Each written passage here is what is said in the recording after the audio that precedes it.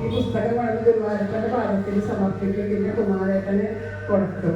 അങ്ങനെ മതിയിട്ടൊന്ന് അന്നേ പറഞ്ഞു. അതുപോലെ അതാണ് മനസ്സിൽ തീരുമാനിച്ചത്. അപ്പൊ ഭഗവാനൊക്കെ ഒന്നുകൂടി പൊലിപ്പിച്ച് ഭഗവാനെ എത്തിച്ചതല്ലേ, ഇവിടെ വരെയാക്കി. അത്രയ്ക്ക് പറയാൻ കിട്ടുള്ളൂ. ഒരുപാട് മനസ്സ് നിറഞ്ഞു. സാധാരണ ഇതിനു മുമ്പ് ധന്യവല്ലാവനം എന്ന് പറയുമ്പോൾ കൃഷ്ണബന്ധുക്കൾ മാത്രമേ ഉണ്ടായിരുന്നുള്ളൂ. അതിൻ്റെ ഒരു പ്രകാശനമല്ല, അതും അത്ഭുതമായിട്ടൊരു പ്രകാശനം തന്നെയായിരുന്നു. അതിലെ ആ ധന്യവല്ലാവനം പേര് പോലും ഭഗവാൻ തന്നെ ഇട്ട പേരാണ്. അത്രയും വലിയൊരു അനുഭവമായിരുന്നു. പക്ഷെ ഇവിടെ ബന്ധുക്കളും കൃഷ്ണബന്ധുക്കളല്ല, രക്തബന്ധം എല്ലാവരും കൂടി ഒത്തുചേർന്നിട്ട് ഭഗവാന്റെ മുമ്പിൽ ഇങ്ങനെ ഇരുന്ന് എല്ലാവരുടെയും മുന്നിൽ നിന്നിട്ട് ഈ ഒരു സംഗതി ശരിക്കും ഈ ഒരു ഗ്രന്ഥം പ്രകാശനം ചെയ്യാൻ സാധിച്ചത് ഒരുപാട് സന്തോഷമുണ്ട്. അതും സ്വാമിജിയിലൂടെ എത്തുക എന്നുള്ളതും ഭഗവാന്റെ ഒരു നിയോഗം. ഇന്ന് ഇവിടെ നാളെ ദശമികളൊക്കെ ഇവിടെ വരികയാണ്. അപ്പോൾ അതുകൊണ്ടാണ് സ്വാമിജിയും ഇപ്പോൾ ഇവിടെ എത്തിയത്. അപ്പോൾ അതൊക്കെ ഭഗവാനാണ് കൂട്ടിച്ചേർക്കുന്നത്. അതുപോലെ ക്രൂരമ്മയുടെ കഥയാണ് ആദ്യം തന്നെ അതിൽ പറയുന്നത്. അപ്പോൾ ആ ക്രൂരമ്മയുടെ കഥ പറയുമ്പോൾ എനിക്ക് ഒരു ആഗ്രഹം ഉണ്ടായിരുന്നു. ഞാൻ ഇവിടുത്തെ ഇപ്പോഴത്തെ മേശാന്തിയായിട്ട് നന്നായിട്ട് അറിയും. അവിടെ ഇല്ലത്തെ പ്രഭാഷണങ്ങൾക്ക്, അവിടുത്തെ ക്രൂരമ്മയുടെ ഇല്ലത്തെ ക്ഷേത്രമല്ല ക്രൂരമ്മ ക്ഷേത്രം, അവിടെ പ്രഭാഷണങ്ങൾക്കൊക്കെ പോയിട്ട് അദ്ദേഹത്തിന് അറിയാം.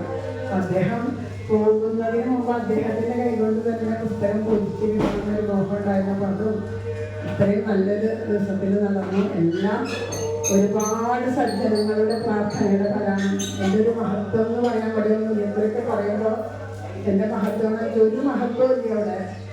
ഭഗവാന്റെ കാരുണ്യം ഒരുപാട് സജ്ജനങ്ങളുടെ പ്രാർത്ഥനയും ആണ്. അപ്പോൾ അത് എല്ലാം ആ ഭഗവാന്റെ കാരുണ്യമാണ്, അതിലപ്പുറത്തൊന്നുമില്ല. അപാര കരുണാസിന്ധു എന്ന് പറയുന്നത് തൊട്ടറിയണം. ആ ഭഗവാന്റെ കാരുണ്യത്തിൻ്റെ മുമ്പിൽ നമസ്കരിച്ചുകൊണ്ട്, എല്ലാവരുടെയും പാദത്തിൽ നമസ്കരിച്ചുകൊണ്ട് ഈ ഒരു സൽക്കർമ്മം ഇവിടെ ചെയ്യാൻ സ്വാമിജിയുടെ സാന്നിധ്യത്തിൽ സ്വാമിജിയുടെ കൈകൊണ്ട് അതെടുത്തിട്ട് കുമാരേട്ടന് നൽകണമെന്നാണ് എനിക്കൊരു ആഗ്രഹം.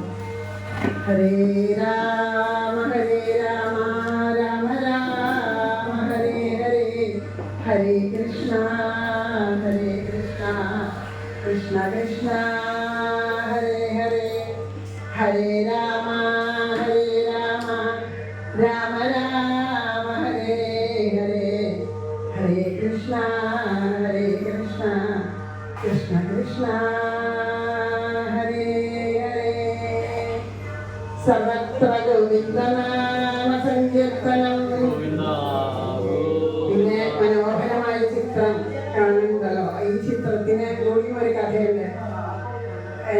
എൻ്റെ വീടിൻ്റെ തുറന്നിട്ടുള്ള ഒരു വലിയ പൂജാമുറിയാണ്. അപ്പോൾ അതിൻ്റെ ബാക്കിൽ വല്ലാണ്ട് വെളിച്ചടിച്ചിട്ട് അവിടെ ഇരിക്കുമ്പോൾ ലൈവൊക്കെ ചെയ്യുന്ന സമയത്ത് വെളിച്ചം കൊണ്ട് സാധിക്കുന്നില്ല എന്ന് പറഞ്ഞപ്പോൾ ഞാൻ ഗോവിന്ദനോട് പറഞ്ഞു, 2-3 ചിത്രം അയച്ചു തരും, അവിടെ ഒരു കർട്ടൻ പോലെ ഉണ്ടാക്കട്ടെ എന്ന് പറഞ്ഞു ഭഗവാന്റെ. അപ്പോൾ അയച്ചു തന്ന ആ ചിത്രങ്ങൾ കണ്ടപ്പോൾ ഞാൻ പറഞ്ഞ പുസ്തകത്തിലും ഇങ്ങനെ ഒരു കളർ ചിത്രം തരണം എന്ന് പറഞ്ഞപ്പോൾ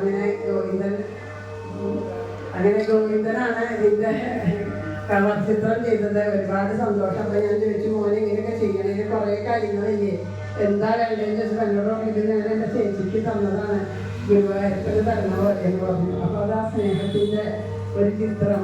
ഒരുപാട് സന്തോഷത്തോട് കൂടിയിട്ട് ആ ഗുരുവായൂരപ്പൻ എല്ലാം സ്വീകരിച്ചിട്ടുണ്ട്. ആ ഭഗവാന്റെ പദത്തിൽ നമുക്ക് എല്ലാവർക്കും ഒരുപാട് നമസ്കരിക്കാം.